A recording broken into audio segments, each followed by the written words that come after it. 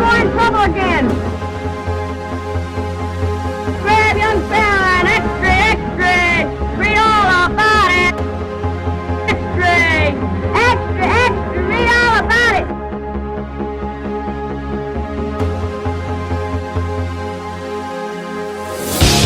And welcome back to the SuperCaZt, everybody. I'm your host, the man who put the super in SuperCaZt, the Super Foch. And as always, I'm joined by my good buddy and Steve Z, the man who put the Z in SuperCaZt. How you doing, man? Doing quite well. I'm ready for this laid-back conversation, hopefully, that we're about to have. Yeah, definitely. This is called SuperCaZt Extras, if you're new to the channel, and thank you so much for joining us if you are new. If you haven't subscribed to our YouTube channel, please do so, because that really does help us. We're also on Twitter at SuperCaZt with the Z, and Facebook, so join us, because we are just thrilled to have this opportunity to come to you guys and talk about movies and whatever else we want to, because, hey, that's what we do. Yeah, and I don't know, June's been kind of a fun month for me. It's kind of weird. How about you? What have you been into lately? You know what, man? It's been fun. I've been enjoying some stuff that we've been watching that we're planning on talking about in future episodes. So, yeah, it's been good, dude. Yeah, I told you about it off air, and I guess we should touch upon it. I went through a minor obsession this month, and he did. It came through in my videos that I did today, if you guys saw it, or this is recorded after the fact, but if you haven't seen it, go back and watch it. I was talking about these 4Ks I got, but I got obsessed with Hong Kong action cinema. Yeah. And man, I was an addict. I told you about it. You don't know to the extent it was. The only term I can call it is I was riding the dragon. Oh. Come on, you almost got me. Catch me, come on. Because for about 2 weeks solid, I would stay up late watching these movies, and for the longest time I was just getting this huge rush from it. Like I wouldn't be able to go to sleep after watching them, and it's because they checked all these boxes. It's like we had our action, we had our fighting, we had comedy, we had everything. So I just was obsessed, and it was a bad time for me. I recovered, but. I've kind of branched out a little bit. I will probably still watch a Sammo Hung movie after we get done recording tonight, but that was the big story for me this month. Kind of a weird adventure, so a weird thing I got into. I heard you got something pretty cool in the mail the other day, though. I did.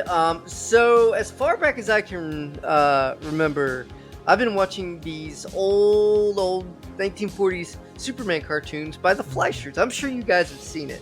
If you're our age or older, you've probably seen them yourself. I had them on VHS when we were kids. Watched the crap out of them and just loved them. Well, I saw they were going to be on Blu-ray, and so the wife and I looked them up. Of course, $20 for all these shorts, and they're on Blu-ray, guys, and they look they sound outstanding, but they look outstanding, guys. I mean, if you are hesitant, I would highly suggest tracking these down, because not only do they look good, sound good, I mean, they're just fun, they're just really, really fun, and I think it's probably the best version of Superman there's ever been. In no offense to Chris Reeves, I just really feel like that, other than the comic book where he came from originally, it's just, and I'm talking Lois, I'm talking about Perry White. I mean, it's great. It's really, really cool. Man. Some really good episodes. My favorite is probably the mummy episode when they wake up all those dead mummies. That was it scared the crap out of me as a kid, but I love that episode the other day. We were watching it, and it's like they couldn't even use the word King Tut. They called him Tush, like Tush. I was like, okay, all right, sure, whatever. But yeah, that's crazy. You just said some pretty insane stuff. Like you said, it's the best Superman ever. Like, it's up there, man. I really think so, because, and what I mean by that is it's the best representation of the character. Oh. And and what the character was meant to do. You know, a lot of people slam Superman because he's too good, or he's invincible. You know, nothing can hurt him, that sort of thing. And I get all that, and I'm with you. You know, he's not human, he's alien, all that stuff. So he's hard to relate to. But the thing about Superman is he's good, yes, but he's good because he's trying to be a good example for the rest of us.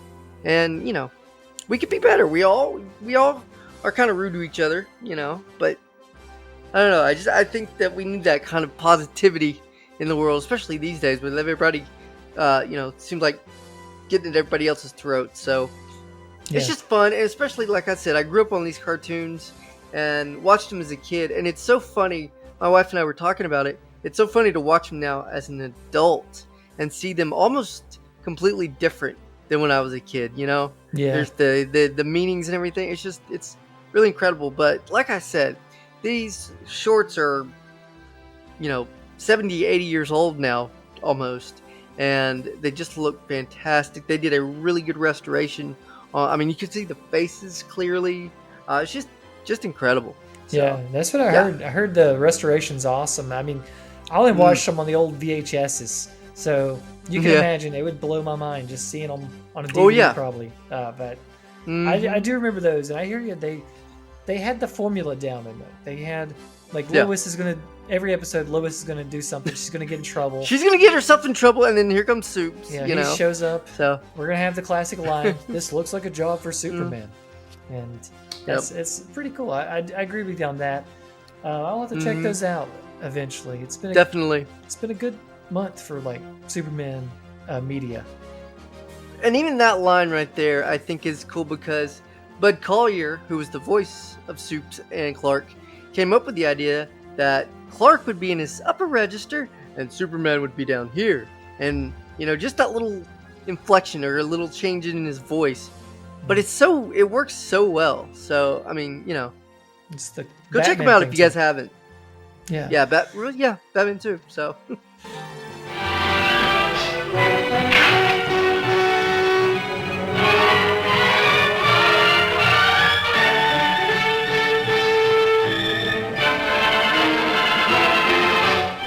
Congratulations, Lois. That was a great scoop. Yes, Chief. Thanks to Superman.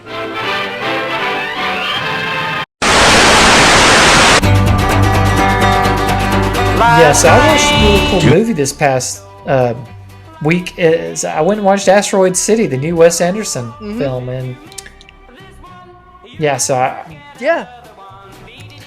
really good. It was not what I expected, really, and probably shouldn't go into watching Wes Anderson movies with any expectations anymore, because he's just kind of he's gotten very eccentric and very, I don't want to say obtuse. I'm just going to say his films have gotten less approachable with his last two films to the general audience. I enjoyed it because I'm a Wes Anderson fan, and plus I'm kind of want to take that ride. I want to see where else he's going to take it, what he's going to say next.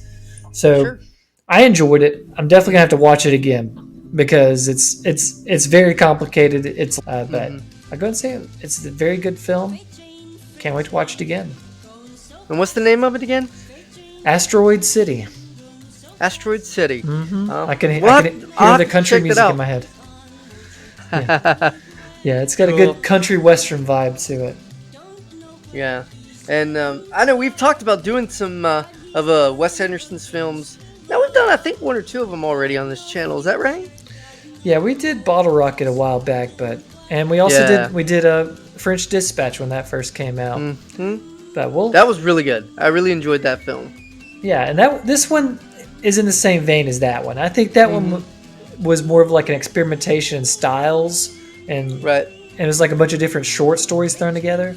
And this one is it's definitely linear. It's a whole film, but it's got, like I said, it has layers upon layers. I don't want to go further than that because I'll probably confuse people more that haven't seen it, and I'll also probably not be able to do it justice. So, but I want to segue from a very good film to the sort of something that it's kind of irked you a little bit. Something that Woo, you said you here want we to go. talk about. And so you want to open the floor? I'm giving you the floor. Tell us about it. What you got on your mind? And I'm going to try to make this as brief as possible because I could go all day on this. But speaking of Superman and comic books and all that kind of stuff, we are entering a new, apparently, universe for DC. Of course, the Flash movie. As the time of this recording, the new Flash movie is out. And it goes all over the place with Michael Keaton Batman back, and which I still think that's really cool. I mean, despite what the movie does and all that, I just think Michael Keaton playing Batman is kind of cool. Even if it doesn't make any sense and it looks ridiculous, I still think it's cool. Because, yeah. But, aside from that, so after that is over, we are done with, I guess, the Snyderverse. And now we're moving on to James Gunn's universe. And he's already cast his new Superman and Lois. And I gotta say, man, I used to be excited when they would talk about a Superman movie because I was like, Superman, he's gonna get a movie. Batman's got all these movies. Superman hadn't gotten movies. Then we got Superman Returns, which was not that great. And then we got Man of Steel, which I still enjoy that film. But forget all that, guys. We are going into a new territory. And like I said, James Gunn has taken over DC. He, of course, is director of the much beloved Guardians of the Galaxy films from Marvel. And now he jumped ship to DC. What was your reaction to Gunn's moving to DC, man? Did it affect you in any way? Or are you just like, that's cool, whatever? I want to get your reaction first. I was kind of thrown for a loop at first because I was just like, where did that come from? It seemed like they had found their lane a little bit. Is like, we're just gonna have all these stories that are kind of do with each other, but at least directors gonna have like a style and different things to them. Like they had the Patty Jenkins stuff, you had your Aquaman, you had all that stuff, Shazam. But then they bring this in, and it just kind of like, okay, that's kind of not what I thought they were doing. It's just kind of like it's like you just drive in the car and all of a sudden you just turn left or something. Exactly. But that being said, I not the biggest James Gunn fan, but I'm like kind of optimistic just from what he's talked about his vision. But I'm gonna still let you kind of vent a little bit before I get into that. Well, sorry to open that can up already. Like you said, I was definitely thrown for a loop when I heard the news that James Gunn was coming over to DC. I know DC's had their issues. Some people liked the Snyderverse, some people did not. It was a very divisive time for DC, and Marvel's just been the king of comic book movies for a good while now, and deservedly so. I give them all the credit. I'm a fan of a lot of their films, so I'm not a Marvel hater by any stretch of the imagination, and I like the Guardians films. So in a way, kind of like you, I am optimistic. I'm going to say that. I am optimistic. I'm not just going to go ahead and throw in the towel until I see something. You know what I mean? Like, until they start getting everything, the trailers come out, then I might go, okay, that's concerning, or hey, that's interesting. We'll see how it goes. But I'm trying to keep an open mind just because, I'm still in love with the movies. I'm still in love with a good story.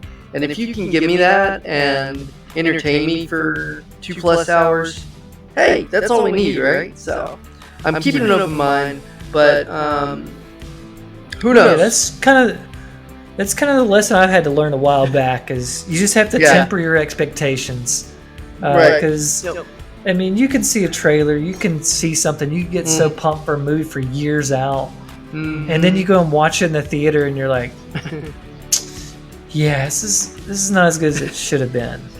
Right. It's happened to me so many times. I thought I was immune to it until, if you remember when Godzilla King of the Monsters came out a few years ago, I just showed up that movie and I was just like, it. But the second viewing it was better, but still, I kind of have to. I'm with you. I think it's good to temper your expectations, be optimistic, but I still think the universe they were in a tough spot. I mean, true. You looked at what was happening. It was getting chaotic. I mean, you had It Dwayne was. Johnson. You had Dwayne Johnson try and take over at one point. You have I forget his name right. Ezra Miller, The Flash, all his issues. It didn't help that the parent company is trying to shut them down too. If you remember, they were cutting, like they cut the Supergirl movie and all that stuff. Yep. So it's been a mess. So to say the least, yeah, it's definitely been a mess.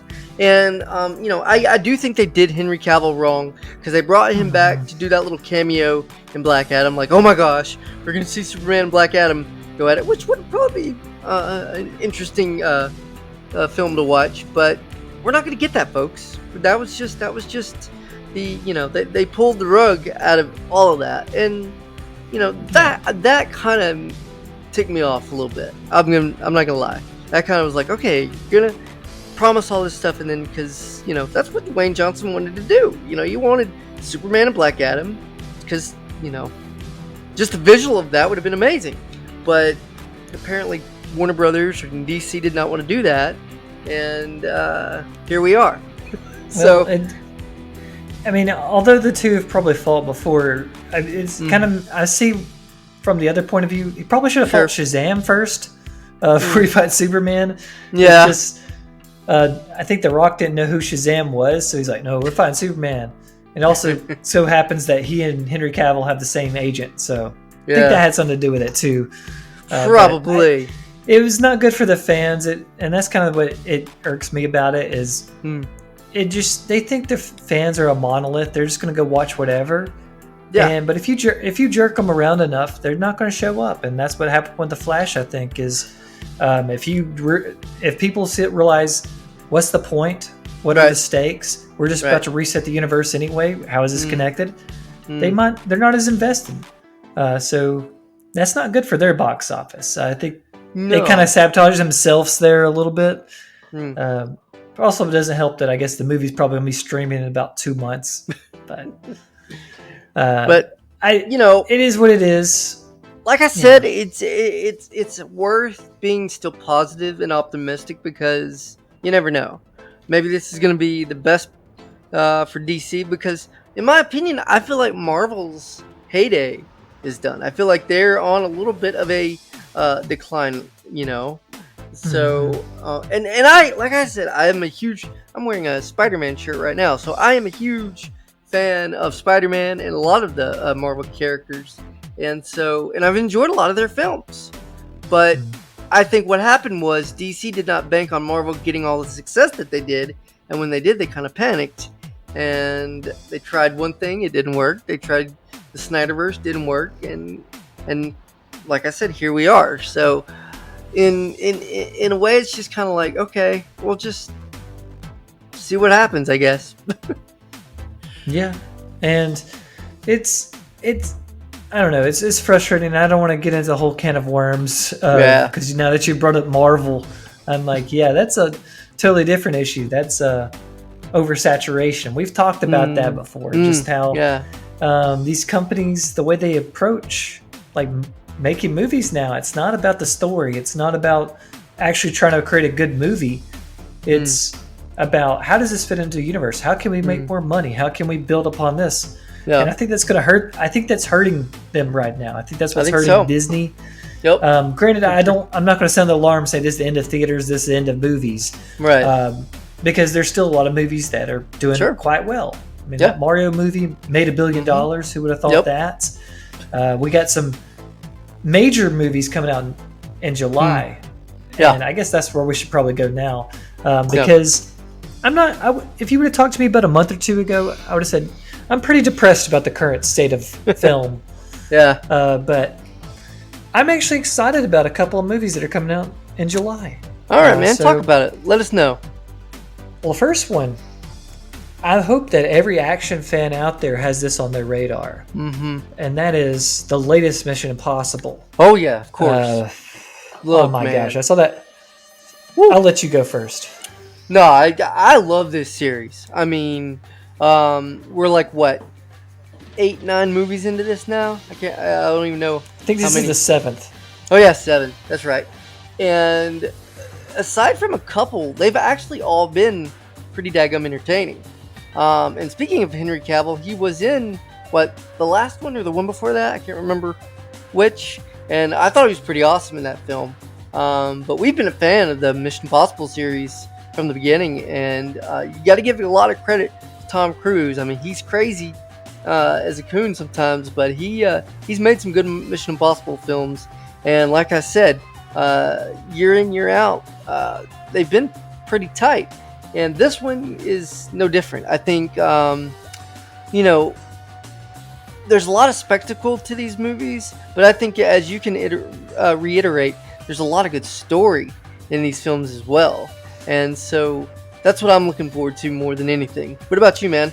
Yeah, I'm just interested to see where they go next, because this series, like you said, it's been around for a long time, and there's definitely fluctuations. There's ebb and flows. Like the first one is a Brian De Palma film. It's like an espionage thriller. But then by the time the second one comes around, John Woo's directing, and Tom Cruise has got long hair randomly. It's all over the place. But I think about the fourth or fifth one, they decided this is all about these crazy stunts, and that's the highlight of these for me.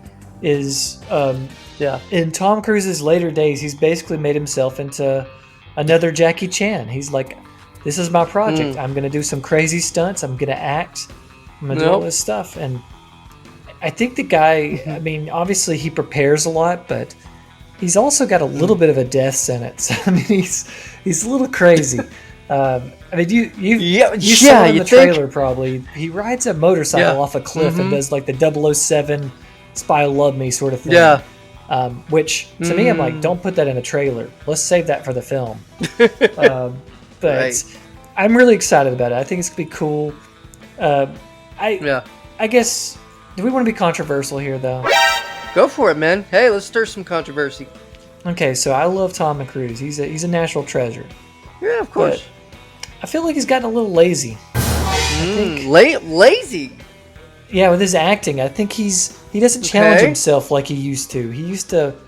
If you look at his 80s and 90s career, he's working with the best directors around. He's working with Scorsese. He's working with Stanley Kubrick. He's challenging himself. He's trying on these hard roles. But then, I don't know, he just decided, I'm just going to do action movies. I'm just going to do stunts. And that's it. I could definitely advocate for him, but I just want to see, because he is such a great actor, I would like to see him try to go for more, you know? Sure. And that I do not argue one bit. I think he is a fantastic actor. But what more does this man have to prove at this point? You know what I mean? Yeah. Like, and again, there's a film that not a lot of people like, but I enjoy it a lot, of his, and that's Jerry Maguire. I think he's great in that film. I enjoy that film immensely. And then there's, like we've been talking about, the Mission Impossible films, Top Gun Maverick. I mean, who would have thought a sequel to a movie from 30 years ago? I mean, that's a long time between these two films, and you would have thought, it's gonna be okay, and they're gonna have some references to Top Gun, but it's not gonna be the same. Some people even say it was better than the first one. It's leagues better. I mean, but I've already said that out there. We've got that video out there, so we've talked about Top Gun Maverick, so I'm not gonna get into all of that tonight, but yeah, it was amazing. Like, I remember thinking it didn't even have to be this good for it to be good. You know what I mean? Like, it was like above expectations. So, but my thing is to go back to our point here is, what else does this man have to prove at this point? I mean, sure, you want good acting and you want a good story and all that good stuff, but he's done that for 30 plus years now. And if the guy wants to take off a movie or two and just jump out of a plane and be crazy, hey man, I hear you. So and I'll definitely advocate for him, because he's definitely, his films fill a place that we need. We need we need this type of movies being made still. We need somebody challenging film. So I respect him for that, and I know that his movies entertain a lot of people, so that's great. I'm just saying, I wish you would do the whole one for me, one for them sort of thing. Yeah. But, Well, who knows, man? Maybe Yeah. this will be the last Mission Impossible. He'll start doing. I don't know. we'll see. I mean, it is a 2-parter, so maybe that's the plan. Go out with a big bang Here you go. and retire from Ethan. But there is one other one I really want to talk about. Okay. And that's the latest Christopher Nolan film, Oppenheimer. Ooh, yes, I'm glad you mentioned that because I've been seeing some stuff about that film. Now, this is obviously based on a real person, and you want to give the Cliff Notes version of this, or just kind of explain for people that maybe are not familiar with this guy. Yeah, so Christopher Nolan, as you guys all know, great director. Yep. And I'm not the hugest fan of him. I like a lot of his movies, but I'm not going to be this disciple or anything. Same. But I same, really same. want to see what he does with this movie because Oppenheimer is the man who made the nuclear bomb. He is the man that was the head of the Manhattan Project. He pulled all these people together. And I think one aspect of this film, what it's trying to do is show you his point of view, why he does this. Because he wants to save the world. He wants to stop the Nazis from destroying the world. And he's like, if they get the bomb before us, it's going to be really bad. So he's rushing them. But then after it's done, and this is what the neatest part of the trailer, is it taps into what have I done now? Yeah. And that's the big thing. Because if you know anything about Oppenheimer, he lived with so much regret after the fact. He realized, I've created something that basically we cannot put we can't close the box anymore. Yeah. Once nuclear warfare's invented, it changes the whole ball game, and he did that. So I'm interested to see what he does with this movie. Christopher Nolan, like I said, he's not my favorite director. Yeah. But with a story like this and just the shots I've seen, and the fact that he's not going with an A-lister as Oppenheimer, he's going with Cillian Murphy, who's just a great actor. I think it's going to be a really cool film. I'm excited about it. I think that was a really smart choice, though, because you want to focus on the character with this. And I'm interested to see if people have, empathy for this guy, if people kind of see him as, he was trying to do something good for mankind, but as you said, ended up having a lot of regret. And, that would be hard to live with. I can't blame the guy for thinking that because, you're trying to do something good for a majority of people, and yet you create this, really powerful weapon, so to speak. And it's I think it's gonna spark a lot of good talk, and who knows, we'll probably talk about it in a future episode and kind of get more into the history behind it, because again, this is a true story, and so you can go look all this up and read about it, and I suggest you do so going into a film like this, because I'm sure liberties will be taken. I'm sure things will be framed in certain ways because it is a movie and you have to entertain people. But I think it's important that we know the truth about this guy and what he was trying to do in creating the atomic bomb. Yeah, I think it's going to be great. I think it's going to be not a great fun time at the movies. I don't know why they chose a summer release date for this film. Right. It seems more like a November, December sort of release for me. But you don't want to have a blue Christmas watching this, man. I don't know, but it'll be good, and it's premiering against another movie that has me interested that I probably won't see in the theaters, but it seems like a pretty fun, interesting movie, and that's Barbie. With Margot Robbie and Ryan Gosling. I'll tell you what, man, that is a very interesting film. It's insane, man. Yeah, it looks like halfway stupid, but halfway that's the point. So exactly, I'm kind of intrigued by it, but I'm probably just gonna rent it or check it out on Redbox or something. Yeah, same here, buddy. What are you guys interested in? What are you guys excited about this summer, this fall? What do you guys into? Are you guys excited about what's happening in Marvel or DC, or what are you guys excited about? Let us know, because hey, we're all family here and we like to share experiences. And if you haven't signed up for our YouTube channel, please do that and like this video and share it, because we are really excited about talking about some really good movies coming up here, man. We got some good ones to talk about. We do. We have actually, our next episode is a double feature. Yes, it is. A Beverly Hills Cop, A Shot in the Dark. It's going to be really cool. So that'll be fun. And we also are going to revisit one that we tried out last summer, but guess what? Nobody watched it.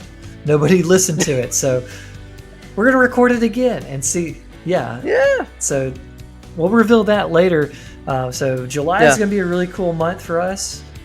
So stay tuned. Definitely.